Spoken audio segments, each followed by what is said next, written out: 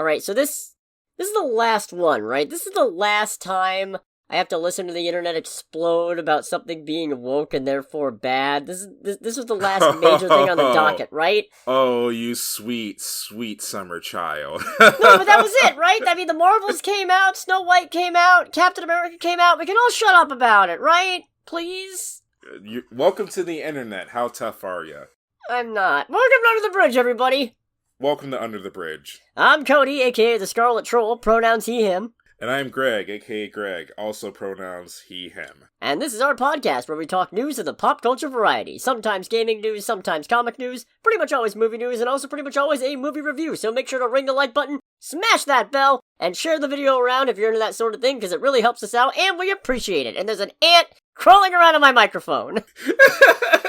Like and subscribe! What is that? Is that supposed to be an ant voice? That was an attempt at an ant. What is this? I don't know how it sounds, so I'm very interested to see the final result. I discovered this week that I can't rap, I can't sing, I won't be surprised if I also can't voice act. You sound like a pirate mixed with an old hag mixed with Smeagol. Hell yeah. No, not hell yeah. What am I gonna do about this ant? He's just taunting me. God damn it! The ant's just looking at you too, is like, you bet you won't do anything, fatty. There, I killed him. He called me fat. I won't stand for that. Hey, there we go. He's right, but I won't stand for it. Anyways! God, what a start. So I got some gaming news, actually. Oh boy, what do we got? Sega has created an official Sonic the Hedgehog timeline. Wait, does that work though? I mean... Do the games all share the same universe? Pretty much. Do they? Really? Yeah. I figured it was all just, not so much different universes, but every story was self-contained. No, they feed into each other. I mean, they tried to do there's two different timelines thing, and everybody hated it, so... Oh, really? Yeah, they tried to say that classic Sonic was from a different timeline than modern Sonic, and everybody rightfully called that the stupidest thing they'd ever heard, so... And then Marvel said, we can do better. No, it's pretty amazing, actually, because, first of all, it's only on the Japanese website. So the West doesn't even get the canon, they get their own storyline. I mean, Google's translating it for me, not the greatest. Apparently Princess Elise is called Eris. Oh, okay. I think the funniest thing here is that apparently Sonic 06 happened enough that it's still on the timeline. Oh, that's unfortunate. That's really funny. They straight up say it retcons itself out of existence, but it's still on the timeline. There is still a point where it happened. Is it a deviation in the multiverse or something like that? No, it just happens after Sonic Rush, apparently. Alright, so then we go over all the details events of Sonic Rush, and then Sonic 06 happens. It was alright, anyway. Look, I don't really mean to nitpick this Sonic timeline, except I do, but I find it kind of weird that they put Sonic Rush, and then Sonic 06, and then Sonic Rider Zero Gravity, and then Sonic Rush Adventure, and the reason why that's weird to me is... No, wait, that's the original Sonic Riders. Never mind. Sonic Rider Zero Gravity is after Sonic Rush Adventure. No, I find that weird because... Not the Sonic Riders bit, but because... Sonic Rush has Blaze be from an alternate dimension, and then she's just in the future in Sonic 06, and then in Sonic Rush Adventure, she's back to being from another dimension. So you could have just said Sonic 06 happens first, and when she seals herself up, she ends up in another dimension, and maybe she was either immune to the effects of the timeline reset, or she wasn't, and that's why she doesn't remember Sonic, but she's still stuck in the other universe because she wasn't pulled back. I don't know. That seems like an easy way to fix that problem, though. Also, interestingly, Sonic Advance 2 and Sonic Advance 3 are on here, but Sonic Advance 1 is not. Is one of those that it never existed type of deals? It's not enough happens in it for it to matter. I guess that's probably why it's not on here, but I mean, Sonic Shuffle's on here. The goddamn Mario Party clone is on here. There's a Sonic Mario Party clone? Yeah, for the... I wanna say Dreamcast?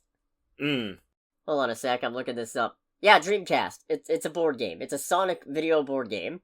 Okay, yeah, so Mario Party clone. Is it also absurdly expensive? I don't know. Never been interested in having it because I don't have a Dreamcast. Let's find out. Oh, it's only $50.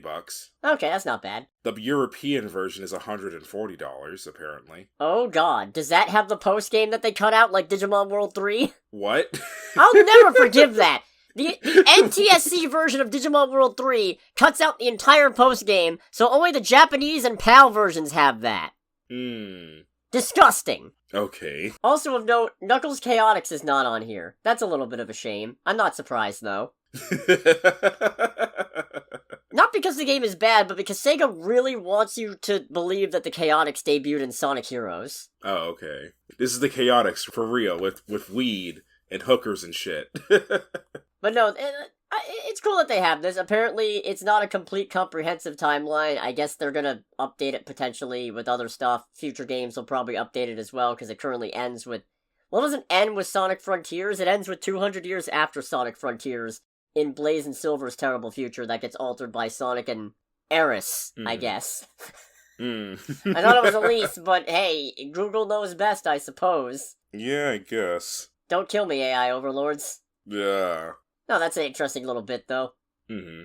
I got some bad news, which is that apparently I'm gonna have to actually pay money for Peacock at some point. Oh, really? Yeah, because they're making a Friday the 13th prequel series, which I don't really care about. Except, apparently they've cast Linda Cardellini as Jason's mother, Pamela Voorhees. Oh, really? Yeah. Okay. And apparently it's a starring role. Oh, alright. Now, this is notable because, as you might remember, we covered last year, Friday the 13th, the original, on a weekend where we weren't able to go see a movie.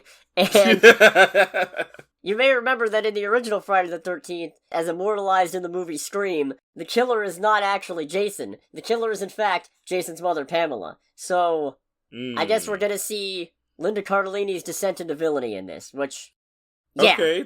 Sure. That sounds like a good time. Right? Yeah. I'm looking forward to that, if nothing else.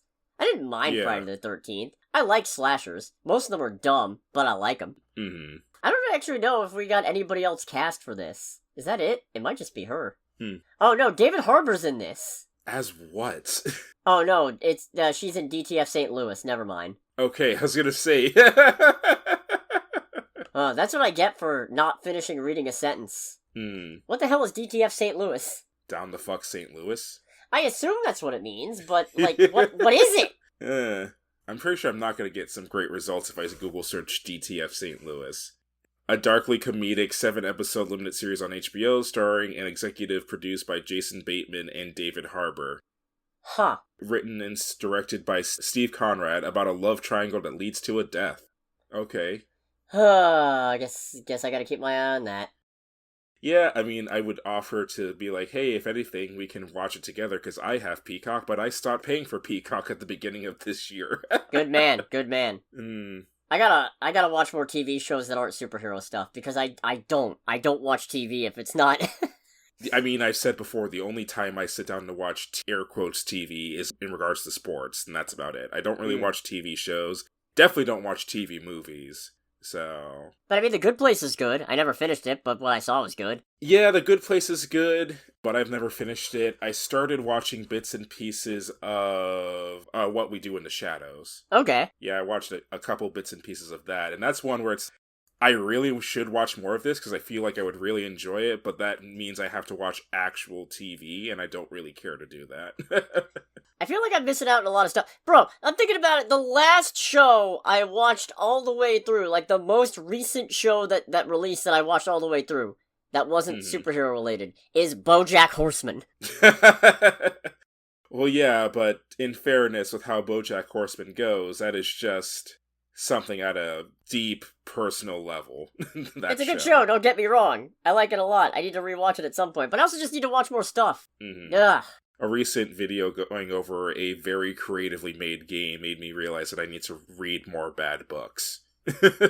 What? So there's a YouTuber I follow named Racevic, and he did a video on a game that... It was an interesting review, because it was one where he's like, you should play this game, but you shouldn't pay for it. And I think you can fill in the rest there.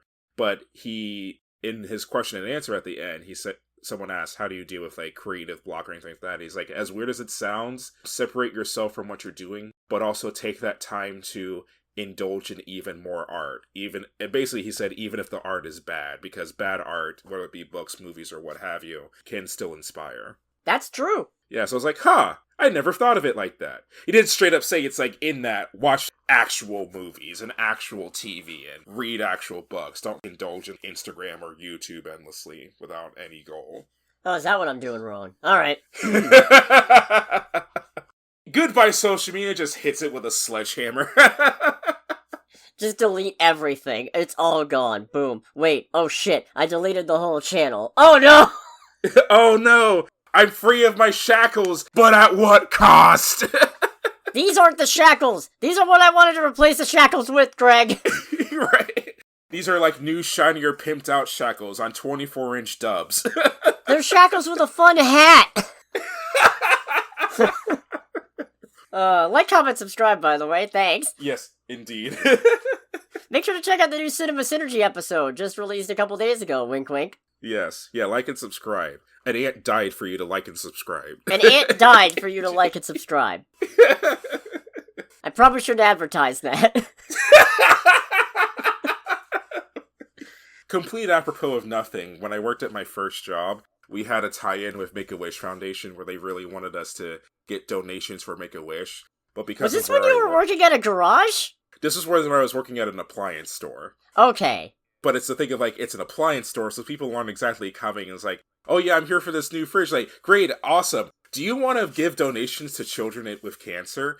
And it got to a point where one of my coworkers, because they were paying attention to how many donations we got, we're having a store meeting about, like, the promotion and all that. And he's talking about how it's really difficult to convince people to donate with the script we were given. And he's just like, I swear to God, if I get a no, I'm just gonna look at someone and yell out, dying children! And see what happens. That's pretty good. Yeah. Where were we going with this? We were talking about, oh shit. Friday the 13th prequel series, but yes, you know what? Yes. We're gonna move on, because clearly we had nothing really to say about that. It was just a good sounding board. Yes. I got some good news, though. Assuming it actually pans out. Paul is dead. That's the good news. Oh, you looked it up, right. Yeah. I did. This is why I don't read the fucking comics. This is why you're wise not to read comics, yeah. I'm not gonna pretend otherwise. Anyways, no, the good news, if it comes to pass, is that apparently Warner Brothers is actually negotiating the sale of Coyote versus Acme. Oh, really? To Ketchup Entertainment, the same distributor that got the rights to The Day the Earth Blew Up. Oh, no kidding. Yeah!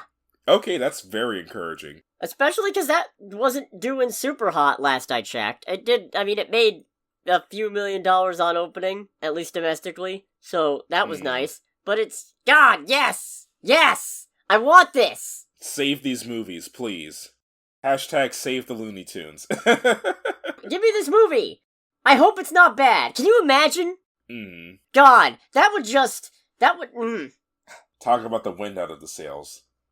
I mean, I guess technically speaking, it feels less Looney Tunes movie just from the description than The Day the Earth Blew Up, a Looney Tunes movie. But, it's important that this releases. It's really fucking grim to make this movie and not release it and write it off for taxes. That's just fucking gross. You shouldn't do that with anything. I wonder if this movie does well, if it'll make the price of Plymouth Roadrunners go up in value.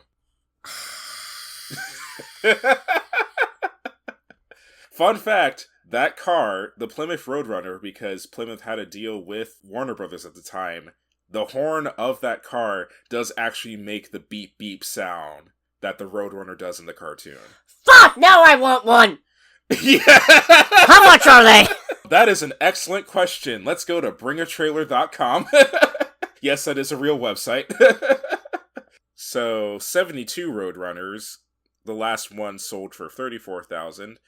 And for the most part, they're less than $100,000. That's still too steep for my blood sugar. That's pretty cheap for classic muscle cars at this point. Yeah, that's why I don't get into the car business, Greg. I only want that one for the meat horn. Tell you what, if we get big and make millions of dollars, we do the whole thing of buying each other, or buy a Christmas present for ourselves but for the other person, so I buy you a Plymouth Roadrunner. Amazing. Actually, this is mine, but I'm gonna let you drive it. Alright. As long as I get to honk the horn. You do get to honk the horn. Yes! No, apparently, this is still being negotiated, but they're talking a $50 million range for the distribution rights to this movie, and in the event this goes through, the film will get a theatrical release in 2026. Okay. God, I hope so. I hope so as well. And I also hope it's good. That's also important. Yeah, that's very important. But more important is that this completely finished movie gets the chance to come out. Mm-hmm. There's no reason why a completely finished movie shouldn't come out. Taxes. Sorry. Yeah, I know. I'm sorry. That shouldn't be a reason. It shouldn't be a reason at all. Anyways, let's go to trailer time. Let's do trailer time. It's trailer time again. We've got movie previews to watch. It's trailer time again. So, we got a new trailer for Elio. And you know what? Sure. Sure, Yeah. I'm on board. Yeah, I'm interested. Brad Garrett's in it. He is, isn't he? Brad Garrett's really weirdly good at voicing big, tough guys / alien conquerors. Because, I mean, he was Lobo in Superman the Animated Series. Oh, that's right, he was, wasn't he? He was a dang good Lobo, too. Yeah, let's see, what else do I know this man for? Because I know I've seen him in a bunch of other stuff. Apparently he was Bloat in Finding Nemo. Oh, yeah. He's Tank in an extremely goofy movie. Mm-hmm. He's Gusteau in Ratatouille. Oh, yeah! Alright, that's pretty cool. And he's Robert Romano in Everybody Loves Raymond. Mm-hmm. I used to watch that show a lot when I was a kid. I think I watched bits and pieces of it. Huh. And by I used to watch that show a lot, I mean that show was passively on and I was passively absorbing it, mostly while my dad watched it. I was the only kid that in middle school would casually sit up and watch Nick at Night and watch things like Home Improvement. God, that was a good show. It was a good show, but it made me even more of an outcast in school.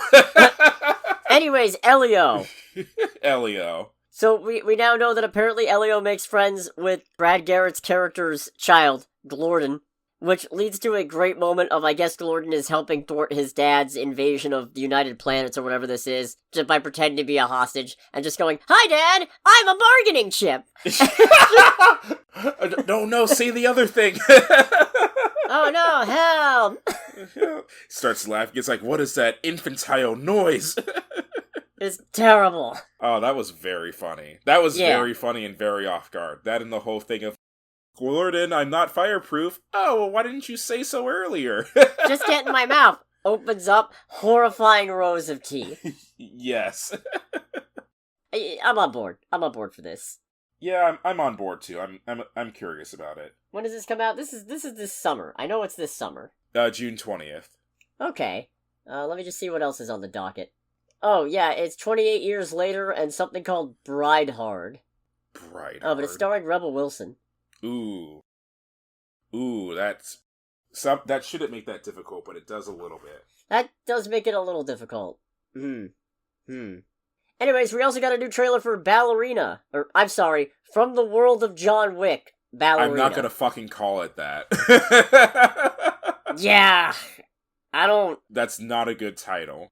But how else are you gonna know it's John Wick adjacent, but not about John Wick? Because fucking Keanu Reeves still shows up, that's how. Yeah, you should've just, you could've just put him on the fucking poster. I guess. You're right. But no, this looks good. I like this. Yeah, I mean, I feel like even if it's a John Wick adjacent movie, I feel like it'd be a really, really difficult thing for me to not be immediately on board with this. Yeah, because I like Ana de Armas. Yeah, this is apparently also the final time we see Lance Reddick in anything. Oh, yeah! This is going to be the last movie that Lance Reddick will ever show up in. Dang. Mm-hmm. That's sad. It's very sad. I did like the bit with the car pile-up. That was funny. That was something. And the flamethrower! Yeah, flamethrower versus high-pressure water. That should not... Although, okay, you know what? I did very much... Because it is a thing of like, okay, I know there's crazy-ass gung fu in these movies. Like, that's a staple of the movies. What I was not expecting was a mix between flamethrower and pistol fu. That was something else. Yeah, I was like, okay, this goes harder than it has any right to. Although, I will say, now knowing that John is apparently supposed to stop her, I feel like she might die by the end of this. She's probably gonna die. I don't think there's any way for this movie to end other than with Ana de Armas' character to die. Or maybe she gets revenge and then John pretends to kill her. Who knows? Maybe. But I feel like, if you're going up against John Wick, the odds are you're gonna die. Right. Now, I'm not saying it's a guarantee, because John Wick is not entirely infallible. No. In thinking of that, what came to my mind in that and realizing his invisibility is how often he uses his suit as a shield when he gets shot at. Yeah. It's one of those things where it's like, this should be stupid, and it is objectively stupid, but it also is cool, but it also does show how aware he is that is the only thing that keeps him from not dying. And then just think, how did he do it before those suits existed? Yeah, that's a good question. He killed 3 men with a pencil. A fucking pencil. Pencil. Who does that? So yeah, no, I'm excited for this one, as always. Apparently John Wick 5 has officially been confirmed. How the fuck is that supposed to work? He's dead.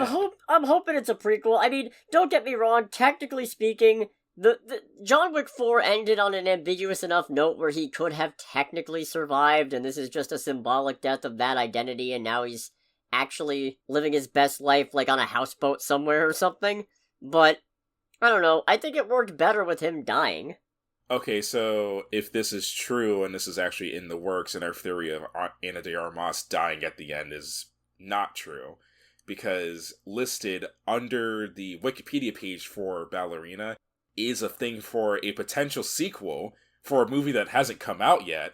Alright, that's... okay. Yeah, and it just says it's like, the studio has plans to develop a sequel with de Armas reprising her role. I'm like, the movie hasn't even fucking come out! That does put a little opposite of pep in my step, I'll admit. Yeah, but, well, hopefully the movie will be good enough to kind of cancel that out, if anything. Yeah, no, I have very little doubt that this is still going to be a fun time, and that I'm going to enjoy it. Yeah. So we also got a trailer for The Ugly Stepsister, which, no. What the fuck is this? I don't... Why did you recommend this? Because it was a horror movie! Because it was a horror movie, and I don't know, part of me was like, oh, is this... I didn't realize it was Shudder and IFC at first, so I was like, oh, is this secretly part of the Pooniverse? Is this part of the Twisted Childhood universe? Oh, what would it be a parody of, though? Cinderella! Fair... Yeah, that's fair. They dropped the name in the captions in the trailer. Yeah, that's valid. I can understand that thought process. So yeah, I don't know, I thought it might be that. Because, also, the original Cinderella story had bodily mutilation in it. Friendly reminder that if you ever decide to look up the original fairy tales that Disney movies are based off of, like The Little Mermaid and Snow White, they are extremely fucked up. Yeah, they are. No, Cinderella actually straight up had bodily mutilation in it because the 2 stepsisters tried actually carving their feet to fit into the slipper. Oh God. Yeah. Okay. No, it's a very uncomfortable looking movie. And, you know something, I'm about it? I don't know if I'm gonna, though, because right now my constitution is weak, but I think this comes out, when does this come out? I want to say, April, they said? Okay. I think they said April. Alright. And assuming it was April, yeah, okay, that should give me enough time to find my stomach again. Yeah. Oh, here it is. I don't think it's supposed to be outside me. April, your stomach is just like, I ain't got it in me for this shit. I'm getting the fuck out of here. Get back here, you!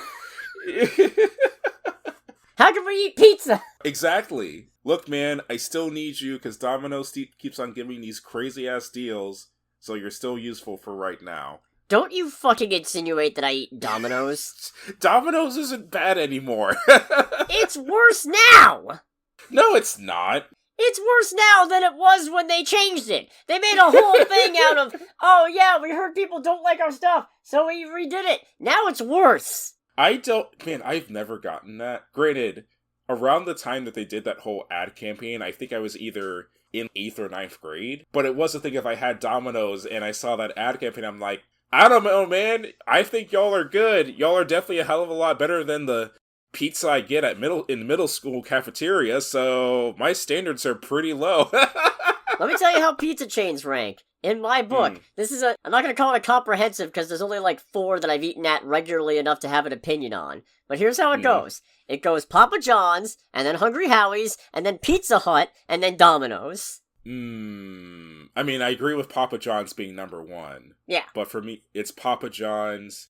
I haven't really had Pizza Hut in a recent enough time to have an opinion on them. But I would say probably Papa John's, Pizza Hut, Domino's, and Hungry Howie's. I probably haven't had Pizza Hut in years, and it still ranks higher than Domino's. I mean, I definitely like Pizza Hut and Domino's more than Hungry Howie's, that's for sure. How did we get on this? Right. I don't know. I can't eat pizza without my stomach, which I lost because of the ugly stepsister. The long and short of it is, ladies and gentlemen, support your local small business pizza chains in your city. Heck yeah! Because, like, all that pizza franchise chain ranking, local pizza places are above those. All of them. Yes. Doesn't matter. 100%. 100%. God, I want pizza now. What have I done? This might be the most tangent-ass episode we've done. They're all tangent episodes now. Our minds are deteriorating. Fair. Under the weight of content creation. But not actually. I'm having fun. Yes. I love these pizza discussions. Yeah. And finally, we got a trailer for Toxic Avenger, starring Peter Dinklage, which, oh god, this is gonna be terrible. This is very much a you movie. This is gonna be terrible, and I can't wait.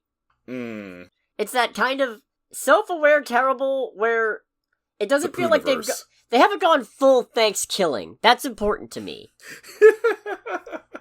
There's a point where your self-aware bad horror movie crosses over into so bad that clearly you're not trying in the slightest, and that insults me, and that's thanks killing. This at least feels like it has some effort behind it, you know?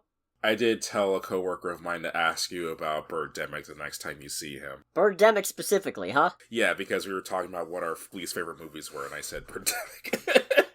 I don't understand. I do not understand. Birdemic is a masterclass in... Don't lie to the audience. No, let me finish. It's a masterclass in how to make a movie from people who have no idea how to make a movie, of which I'm one of them. But okay. I know you don't do any of that. But there's a sincerity to it, you know? There's a genuine attempt. It's just born out of being in completely over your head. Clip art birds. And I respect it. I respect the hell out of Birdemic. And this isn't quite that. The production values are too good. There's a little too much... It is equally as campy, though. Just the vibes from the trailer. I want to see this. It sounds like just me, though. I mean, yeah.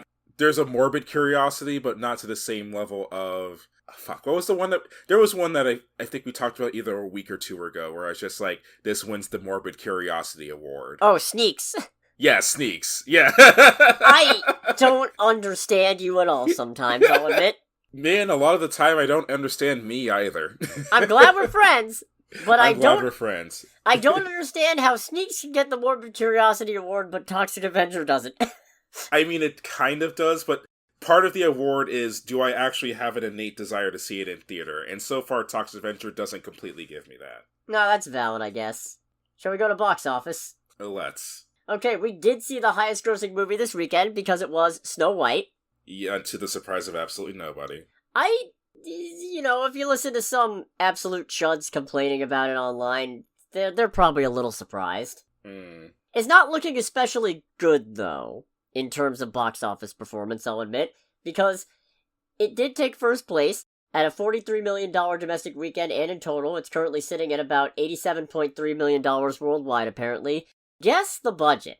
$250. Somewhere around there. Apparently it's somewhere between $240 and $270. What is it with these movies not having accurate budgets? I'm more curious where that all went. Yeah, honestly. I mean, I know the movie got delayed a year, apparently because of the strikes. I don't know if they actually did any work on it during those, or after those, though. So... Perhaps a lot of it went to Gal Gadot's bank account. God, if it did, that's highway robbery. I don't necessarily want to get into it just yet. I guess we should. I mean, we saw the movie, and this is basically a transition from box office to the review, but Gal Gadot, she got real fucking lucky with that first Wonder Woman, I think. Gal Gadot, I don't want to say this against her, because I don't totally hate her as an actress, and I definitely don't know her well enough as a person. But Gal Gadot, I feel like, is kind of a study case of how much you can get away with if you're competent and very attractive. And I mean, that's fine! Plenty of guy actors do it. Yeah, exactly. So I'm not trying to single her out specifically, because there's a niche for that. I'm not saying I don't want to see Gal Gadot in more movies, I'm just saying I'm coming to the conclusion that I don't think she's a particularly good actress. She's not a particularly great actress. Especially not when she's up against Rachel Zegler, who is a good actress. Oh, who's a very good actress, indeed. I feel so bad, she got dragged through the mud over this. Did she really? Yeah, because she made a bunch of comments, mostly in jest, about the original movie not necessarily holding up and the prince being a stalker, which he kind of fucking is. I mean, he was. It's like, yeah, he freaking was, dog. And then, the same terminally online, the usual suspects, got really mad at her about it. And that led to this being decried as one of them woke productions, so everybody started dragging her through the mud about it. And she's one of the best things about this movie, which, let me tell you, I had a real hard time figuring out where on the tier list to put this. Oh, did you ever decide on that? Yes, I did. I put it in This Is Decent. Okay, that seems about right, because this is not a bad movie. But it's not good. I don't dislike it. I got about as much enjoyment out of it, I think, as I got out of Captain America Brave New World. Maybe a little bit less, but not a significant amount. And if I'm gonna put Captain America Brave New World in this, it's only fair that Snow White also ends up in the This Is Decent tier. There's some good stuff in this movie. And I feel like last time I said that, it was about Love Hurts, and then I could not remember any of the actually good stuff. But that's why Love Hurts is in one of the most movies of all time tier. Snow White is not, because I genuinely have some things that I think are really clever in this. There are some bits that I like, there are some reinterpretations of the material that I think worked really well for what they were going for. There are some bits where even if I don't necessarily like it, or if I wish it had gone in a different direction, I can at least respect what they were going for. There's also some stupid fucking shit in here. Yeah, there is. But it's not bad enough, and also I don't like it enough for me to put it in It's Stupid and Terrible, but I'm about it. So I was having a real crisis here, but I finally settled on, this is fine. This is a perfectly, basically harmless movie. Yeah, there's nothing horrifically egregious or deeply offensive in this movie, or at the very least there isn't if you're a sane human being. It's fine. It's good if you want to bring your kids to it, honestly. Your kids will probably laugh at some of the faces Gal Gadot makes in the movie. And some of the things Gal Gadot says in this movie. Yeah. And the dwarfs. The dwarfs are funny. The dwarfs are actually pretty solid. Are they even dwarfs? They never technically call them that. They don't call... I don't know why they don't call... Are they afraid that calling them the Seven Dwarves would be offensive? I don't know. I mean, they're clearly, if they're anything, they're the mythical creature kind of dwarf. Like the D&D style, where they've lived for multiple centuries and they have innate earth and stone gem-working powers and stuff. So, I mean, I don't know. I don't know what the fear there was, but they don't call them that. Right. But they're fine. I mean, they're all recognizably, iconically, the Seven Dwarfs of Disney fame. You've got Doc, Grumpy, Bashful, Sneezy, Happy, Dopey, and Sleepy, who I feel like you could just as easily rename him to Suicidey. Yeah, honestly. The number of times that Sleepy almost gets himself killed, or nearly kills himself, in this children's movie is a little over the top. Yeah, there's a reason I have a note here, and I hate to give it away, but I feel like this is such a minor thing. I have a note here that is contemplating sleep-aside. This is my last resort. No, when I say that this is decent, I feel like that should also come with the built-in understanding of, I hate a lot of the Disney live-action remakes. I like a few of them, but most of them are trash. My opinion of them is mostly unfavorable. I hate this concept. There's quite a few of them that are just absolute garbage, completely miss the point. Mm-hmm. So I'm so sick of this phenomenon, and I want it to roll over and die. Mm. Much like Sleepy apparently wants to do. But there's enough here where I still don't hate it, and I can't bring myself to call it bad, even though there's some really baffling writing decisions in here. Just baffling, bizarre, I don't understand. There's one churlish. From the very moment that I keyed into it, it was haunting me, and it has been haunting me this whole time since. I have not gotten over it. You know what it is, but we'll get to it. Right. And yet, there's a lot of charm to this. I like a lot of the updates. Even there's some parts that are kind of left in just because, and I guess we'll get into that in the spoiler section, because I'm sure we'll have one this time. Right. But, yeah. No, so, the premise, such as it is. You've seen Snow White, right? I mean... What's the premise? The premise is, did you ever watch the original Disney cartoon? Well, it's not quite that, because... So Snow White is a princess, named for the blizzard into which she was born. Which is mental. I guess, to be fair, you couldn't really go with the original explanation and cast Rachel Zegler unless you had Rachel Zegler wearing, like, super pale makeup the entire time. But that would probably make her look a little uncanny. So... Fair.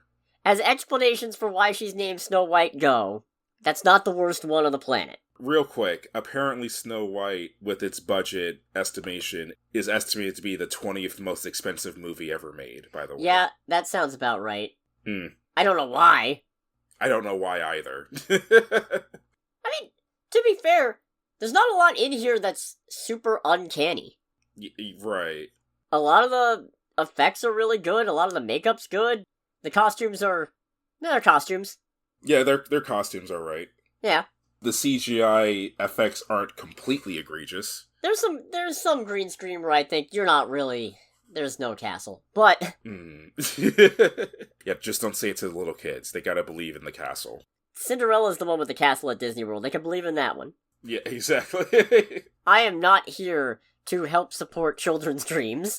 We're here to crush them. I am here to offer about as fair a criticism and review of this Snow White movie as I can muster. But Mr. Troll, I want to hold on to my dreams. Then perish. I wouldn't say perish. I'm not a total monster. What are you, crazy? My God. Don't you put those words in my mouth. Don't put that evil on me, Ricky Bobby. Alright. So anyway, Snow White. Her mom and dad are the king and queen of a kingdom where all is plentiful and everybody's nice and polite, and then the queen takes ill and dies, and then Gal Gadot shows up and worms her way into people's hearts with charm and sorcery, which I'm kind of surprised that the reaction of the peasant folk is not burn the witch, but... Yeah, the peasants aren't like, roll out the effigy. Yeah, go off, I guess. I mean, This is a fairly progressive kingdom, I suppose. Yeah. So she sets up with her magic mirror and sends the king off to a war. The king disappears, and she basically makes Snow White become a scullery maid and dresses her up in drab clothing. And the queen is still very preoccupied with being the fairest of them all, which there's some fun little wordplay in this, because you've got Snow White and her allies and her family who treat the word fair, meaning equitable and just.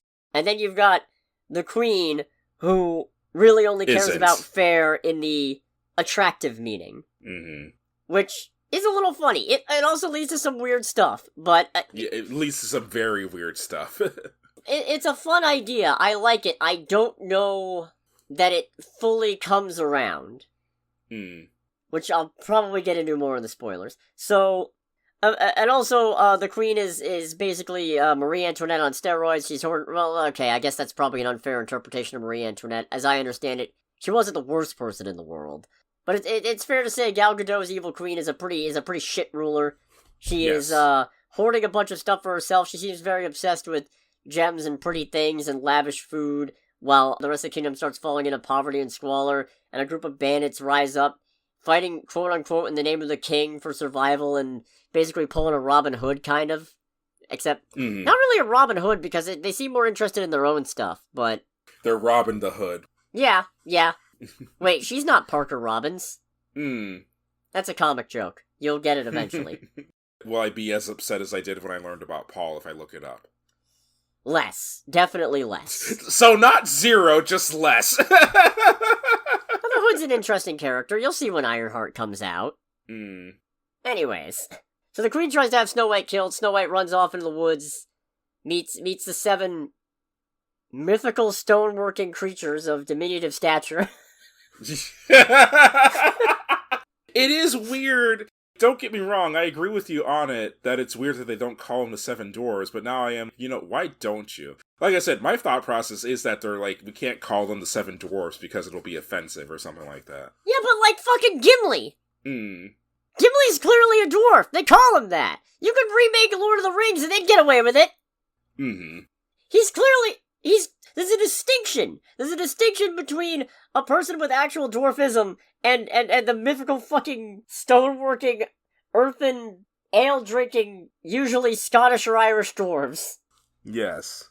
You ever notice that? There is not a lot of variation in mainstream depictions of dwarves. Like, elves? Elves can be all over the place. Yeah, elves usually are over the place. Gnomes? What the fuck even is a gnome? What a gnome is varies dramatically. Yeah. Even werewolves aren't the most consistent thing on the planet. But dwarves, no. They all love alcohol, they're all really good with rocks, and they all sound Scottish or Irish. Right. That's really weird to me.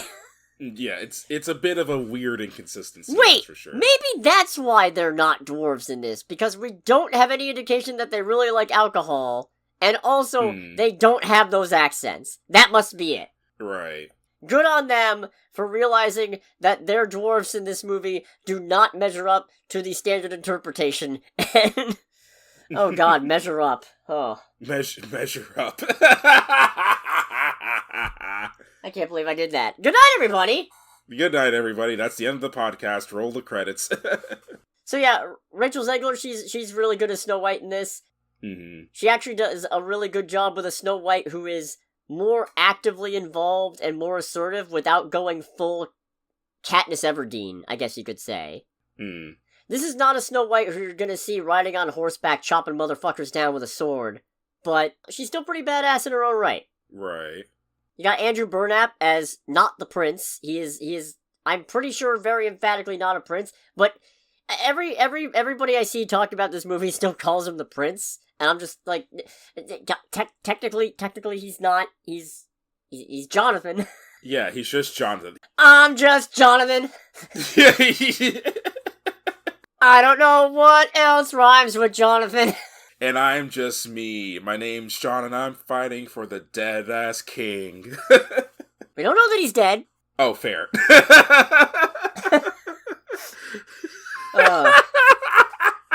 But yeah, no, John is just a guy in this. He's a guy. He is one of the most guys that there is. Yeah, but he's also like so much of a guy that he ends up not being a total stalker, which is good. Yeah, no. This is another one of those, I get why you tried to update this thing, but you also still didn't dedicate enough time to it for me to be fully satisfied, so it feels a little like a half measure, but you tried. You certainly tried. I'll give you points for trying. Right. There's one major thing in this that I really don't like, and it's a spoiler, I'll get into it. Okay. But let me tell you, if there's a real thing that just raises my hackles in this movie. Raises my hackles, he says. The ire of my dander has been raised. Ew, you should probably get that clean, dog. I said dander. Well, yeah, that's why I said you should probably get that clean, dog. That's dandruff. Okay, you know what? I'll give them this. When they're doing an adaptation of the original music, it's good. And when they're doing a new song, it's not the worst thing I've ever heard. Agreed. Funny to think about, but agreed. I was really expecting when they open with a musical number that's new to this, and I thought, oh, this isn't great, but it's not bad. I really hope. And then Hi-Ho started later on, and I went, okay, this is... This is alright. This is what y'all came for. Alright, good. You gave me the good shit. Y'all got that good shit. Mm-hmm. Alright. I feel like one of the songs is a spoiler, so I'm not gonna get into it. Okay. But, we certainly will. We certainly will. I think I already know which song it is. So, it's a question of, can Snow White stop the treacherous evil queen and her nonsense? Will true love prevail? Is there true love? Can true love even exist in a society such as this? All these questions and more. What is love? Baby, don't hurt me. Don't hurt me. No more. Dun dun dun dun dun dun dun dun dun dun dun dun dun. Okay. We got anything else that's not a spoiler, we think? I don't think so. Alright. In conclusion, I think this is worth watching. Never thought I would hear you say that about a live-action Disney movie. I mean, I would have said that. I said that about Jungle Book, or I would have if we were doing this podcast back then. Fair. Heck, I think I did say it about Little Mermaid. Oh, fair. You went to see Little Mermaid, but I did not, so... At the very least, I like Little Mermaid about as much as I like the original. So... that's not the highest praise on the planet, because it's not exactly my favorite Disney movie, but, yeah. Yeah. Honestly, I think I like Snow White, this one, no. As I say, are you gonna say you like it more than the original? No, the dwarves are better in that one. The dwarves are definitely better in that one. Yeah, and I mean, they're in so much of the movie in that one that they make up for a lot of the shortcomings of it. Oh, I can't believe I just fucking said that. I stopped myself and you did it for me. I've done it. Oh, god damn it. I just got a box propped up with a stick. And underneath the box is an obvious fucking joke. I'm just like, this will get him. I just, meant it genuinely. I can't believe I just fucking said that. Jesus Christ. Man. No, if you need something to watch with the kids, or you want something to go have a good laugh at with friends, either way, I think there's something in here that you'll like. Oh yeah, definitely, because one thing about this movie that we really haven't said in the non-spoiler section, this movie is extremely riffable. Oh, hell yeah. This is a very easy movie to make fun of if you and your friends are assholes. You know what? It's going on the list. Yeah, it has to. It's going on the movie night list. I know it's gonna be months before we can actually watch it, but it's going on the fucking list. Yeah, because it's just thinking, we're not gonna watch it, we're gonna sit there and make fun of it. Oh yeah, I can take Stargate off the list, hell yeah. Oh yeah, nice. We watched Stargate. Yeah.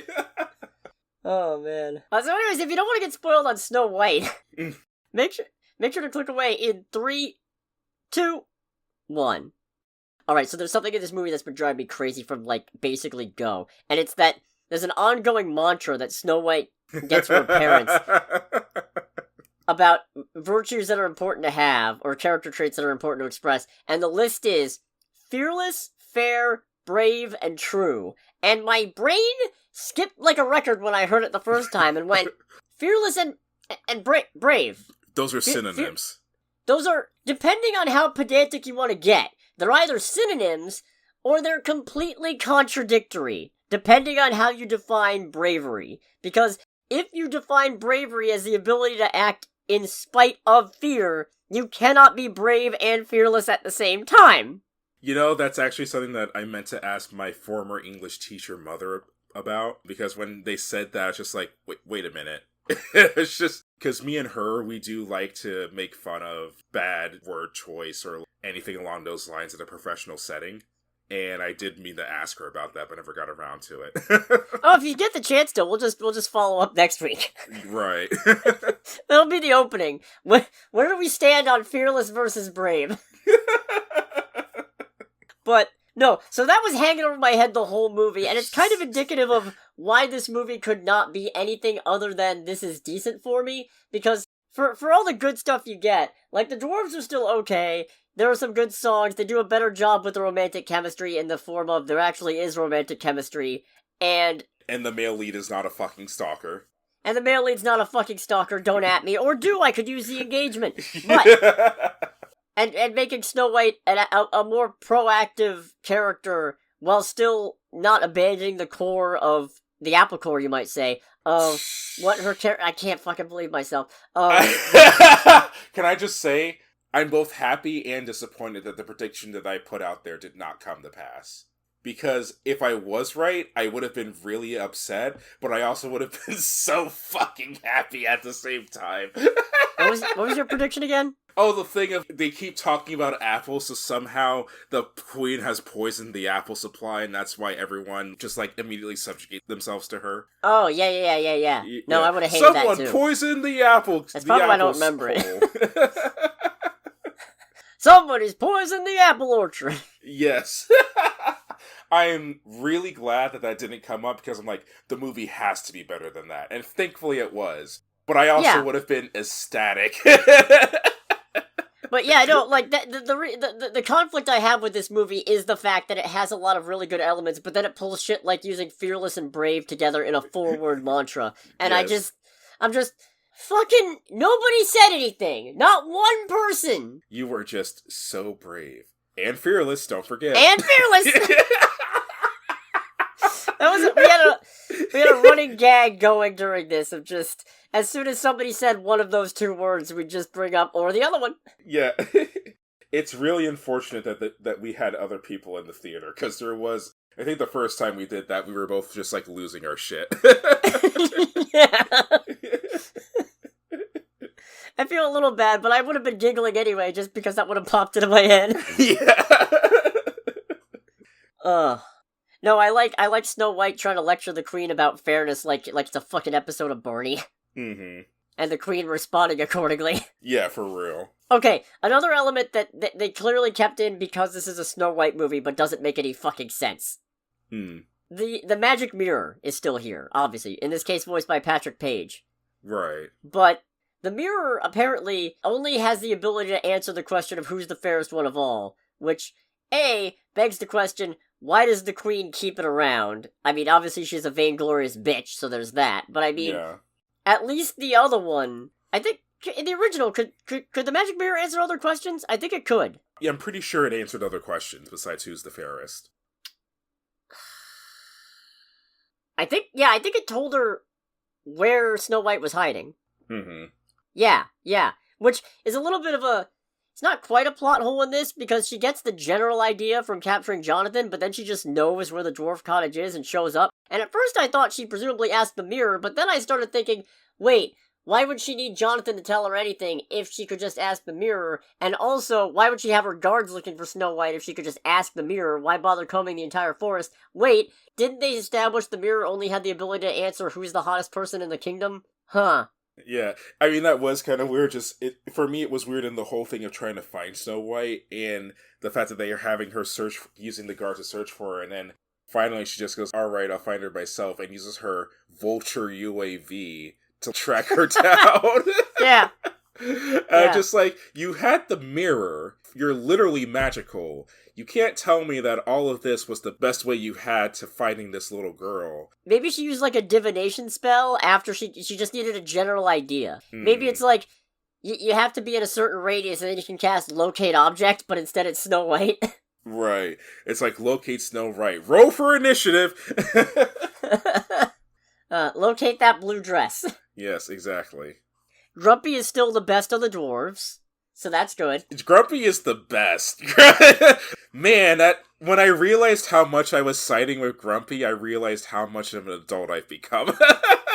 No, Grumpy's always been the best one, man. I don't know what you're talking about. Yeah, it's the thing of, like, as a kid, Grumpy, I was just like, Grumpy, you're a bitch. Yeah, it's like, Grumpy, you're an asshole. And then as an adult, I'm like, no, Grumpy's a real one. He's, like, probably the most sane person here. You're just named Happy because you're happy. Yes, I am. And I'm named Grumpy because I'm... misunderstood. Yeah, it's just like, oh, I get it, man. I understand, bro. I feel personally attacked. Yeah. It's like I did not come to this live-action Snow White remake for relatable content. No, he's right. I should leave. Yes. Bye-bye. Mm-hmm. He's just pointing at the door. Yeah. And it's just like, yeah, man, as much as we want to help her, she is kind of a threat to our safety, so Sucks to suck. I feel like if I have to make a dwarf tier list in this, I'm sorry, the non-specific dwarf tier list. Grumpy's up top. Mm-hmm. Up and top, then, he says. Top shelf, one might say. He needs some help to get there, but he's top shelf. There's Doc. Yes. I thought he was dead. Doc is more of a sobriquet than a technical title. Right. Because Jonathan gets wounded taking an arrow for the guards from the guards for Snow White. So they bring him to Doc because they mentioned he needs a doctor, and Doc's trying to go. I mean, technically, I'm not that kind of doctor. I'm more of a seismologist than anything. So he tries anyway, and he's going on about how he did everything he could using geological terms, and then Jonathan comes staggering out, and Doc, genuinely shocked, just goes, "I thought he was dead." It's probably the funniest. It's the unironically funniest thing in this fucking movie. Yeah, 100%. So there's Grumpy, then there's Doc, then there's Sleepy, just for all the times he almost kills himself. And then Dopey? Happy, I guess. No, Dopey cannot rank on this list because Dopey can talk. Yeah, I guess. Dopey can talk, and he's actually fairly well-spoken. So, for being an absolute misnomer, and for being able to talk... And for being the narrator. At least at the end. I don't remember who narrated... Was he the narrator the whole time? I'm pretty sure he was the narrator the whole time. Huh. I like that it's an explicitly enchanted forest, which helps explain why the animals are so anthropomorphized. Because otherwise I'd have some questions. Yeah. Oh, and then, do I have to rank... I think I might have to rank Bashful and Sneezy above Dopey just because they actually live up to their namesakes. Yeah, you know what, now that I think about it, we don't really see... I mean, granted, they try to give all of the dwarves showtime as a group. We don't see a lot of Bashful individually in this movie, I feel. Well, that makes sense. He's Bashful. He's not gonna come to the forefront and do stuff. So, you know what? Bashful above Sneezy. And then Sneezy. And then Dopey, who is a decent character. He's just not particularly... They could have called him Clumsy. They should have called him Clumsy Smurf. Clumsy Smurf, okay. Oh god. They're just giant mutant Smurfs. What's that? A cease and desist? Alright. I even thought this would be coming from Disney. What can I say but la la la shoof la la. So no, Snow White ends up leading a rebellion against the Queen, not in the sense of arming the villagers and taking up the fight, but in terms of just rallying their presence to the castle and making an arrest plea for the Queen to step down and for kindness to reign again. At which point the Queen's just like, "Alright, you know what, you want your kingdom back this bad? Take this dagger, stab me with it." And I kind of wish she had. Yeah, a little bit. I feel like they were trying not to do that because it's the whole thing of, if I stab you, then I'm at that point no better than you are, because they established at that point that the Queen basically sent Snow White's dad off to die so she could take control of the kingdom. Yeah, he's definitely dead. Yeah, he's absolutely dead. God, that was infuriating. Just how long the movie tries to dangle that whole thing. I have to find my father. There's no way he's fucking alive. Yeah, they dangled that way too long for how obvious it is that he is not actually alive. Yeah, that was infuriating. That was infuriating. No, but I respect. That's one of those elements where I may not agree with it just because I'm a motherfucker what likes seeing despicable Disney villains get one upside the head. So, I'm a little disappointed she didn't just fucking stab the Queen, but I do understand what they were going for. I don't necessarily agree that it would have made her as bad as the Queen, because the Queen's fucking heinous. Yeah. However, I do see where it is more in character for Snow White to rally for a peaceful resolution to this problem. I respect it. I don't agree with it, but I respect it. But I understand. Especially because it's ultimately done by reminding the guards of their inherent humanity, at which point they turn on the Queen and refuse to execute Snow White, so the Queen, having no subjects to rally behind, just kind of storms off into the castle, breaks the magic mirror, gets turned into a statue, gets absorbed into the mirror. As one does. As one does. This is not the first Snow White where that happens to the Queen. I want to say Jetlag Productions made an anime-esque, sort of almost adaptation of Snow White that ended with the queen getting trapped in the mirror. Huh. Okay. Yeah. It was interesting. I just thought the whole thing of the queen getting, what was it, burned or like turned the stone or something? I don't know what that was. Yeah, that was just a thing of, that's a good way to give the little kids watching this movie nightmares. I was a little too confused trying to figure out exactly what was happening to be scared. Mm-hmm. But that's just me. I'm a confused adult, so who knows? Aren't we fucking all? Yeah. The queen gets a musical number, and she gets 2. Technically, she gets 1 and a reprise of that one. Yeah, it was a thing of, I think at a certain point, we were both like, there's no way they gave Gal Gadot a musical number. And then like 10 minutes later, she starts singing and just, oh, really now? I was like, there's no way they gave Gal Gadot a musical number. Can Gal Gadot even sing? And then the musical number starts? Apparently not. Yeah. When that started, I was like the meme of Willy Wonka with his fist on his... leaning on his hand like, oh, go on? Yeah, it's like, please, let's see what happens. I'm fucking crestfallen right next to him like, no. They didn't give Gal Gadot a fucking musical number. Oh, God, what's the I best thought way it I was could put hilarious. I think this is gonna be a really good song for a bunch of people on YouTube to make really good covers of. Mm-hmm. The song as it is solid. No. Oh, really? No. I feel like it's like the song itself is okay. Gal Gadot doing it is probably not.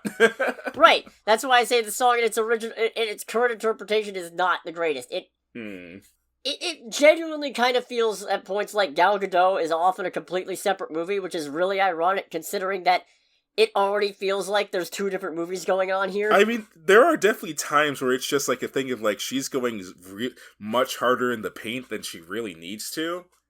And I guess it fits because she is an outsider to the kingdom, but it's also really distracting, and I don't know how much of it is intentional versus, again, Gal Gadot is not the greatest actress, so it feels like she's maybe just kind of trying to chew the scenery to make up for it. Which, again, is fine. Jason Statham, not a great actor, but he's good looking, and he's tough. Yes. It's the thing of that one blooper from, I think it was Infinity War, where Vision is just like on the ground, and he's just like, ah! And then he goes, can I please stop overacting now? Yeah. No, you could tell me it's intentional, I'll believe it. You could also tell me it was an accident, I'd believe it. Yeah. It's fine. Either way, it's fine. I wasn't watching Snow White expecting, the Royal Shakespeare Company. Yeah. Sometimes you want a good cartoon villain. Sometimes you want that good cartoon villain to get a fucking boulder dropped on him, but hey, you know what? Sucked into a mirror, that's fine. That's good. I mean, if there is anything I can give Gal Gadot, while it's not exactly an endearing compliment, it is one of, she really does nail the whole thing of being a ridiculous cartoon villain in real life. Actually, you know what? I think I figured out the problem. She's too subdued for most of the movie compared to that song. Most of the movie, she's kind of going cold ham, where, yeah, it's a little over the top, but it's always quiet and full of sugary malice, kind of. Right. But then that song happens, and it's just, all of a sudden, she's fucking Ursula. It's a little, it clashes a little. Yeah. Yeah. Snow White and the Prince get a pretty decent song. They do. The song's almost good enough where I don't question the fact that it's still like, okay, you've met each other twice, which is better than once by a factor of 1. Yes, it's literally 100% better in terms of meeting, but I still don't know that it's long enough to form this connection. Right.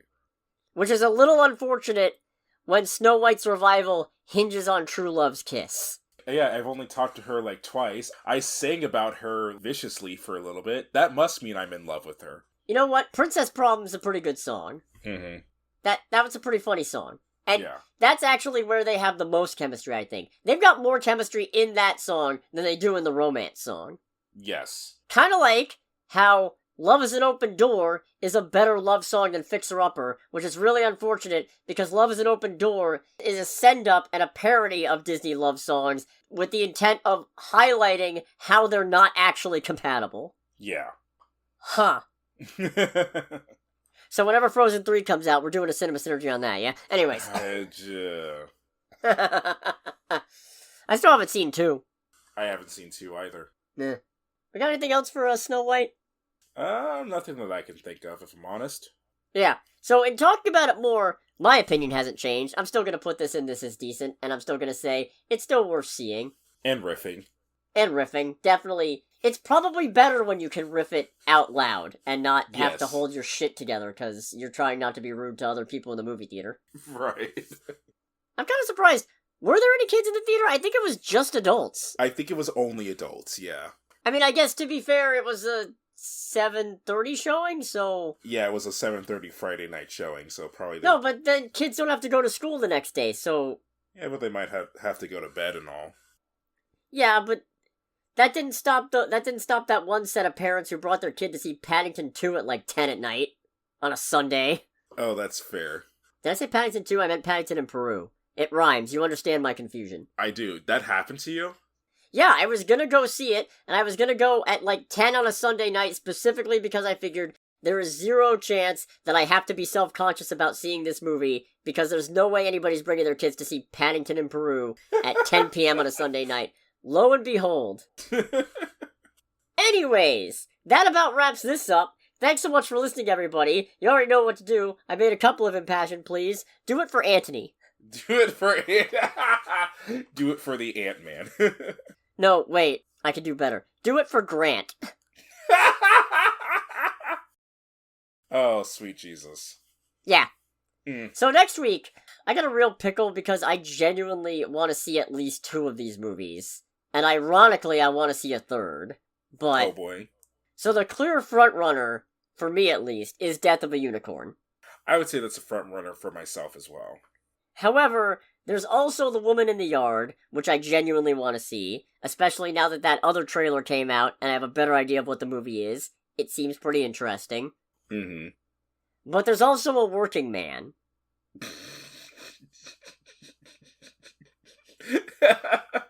You actually want to see that? I don't not. Okay. I have the Morbid Curiosity Award for A Working Man, I'll be honest. I'd rather see A Working Man... that makes sense since you saw Beekeeper. Yeah, but that also means I shouldn't want to go see it because I've seen it before when it was bee-themed. And they're making another one! They're making another Beekeeper! Now it's just blue-collar themed instead. Ugh. I mean, I'd say that's definitely the least on my list. I'd probably only really want to go see that one if you were also going to go see it. But I feel like we both kind of got our hearts set on Death of a Unicorn. Yeah, and I feel like even though I know they're trying their best to be like, yeah, it's not the same thing, I feel like I'm missing out if I see this without seeing The Beekeeper. You're really not. Well, I feel like it'd be easier to make fun of. Yeah, probably. But regardless of whether or not we go see Jason Statham, this has been Under the Bridge with Cody, aka the Scarlet Troll. And with Greg, aka Greg. And we'll catch you all next week. Goodbye, everybody. Bye! Yes, you shut your foul mouth. Grapefruit is gross. I've never liked grapefruit, unfortunately. Anyways, I'm now recording. I am also now recording. I actually recorded my commentary on grapefruit a little bit. Great, I also recorded the You Shut Your Foul Mouth bit. Maybe I'll put this at the end of the episode. We'll see.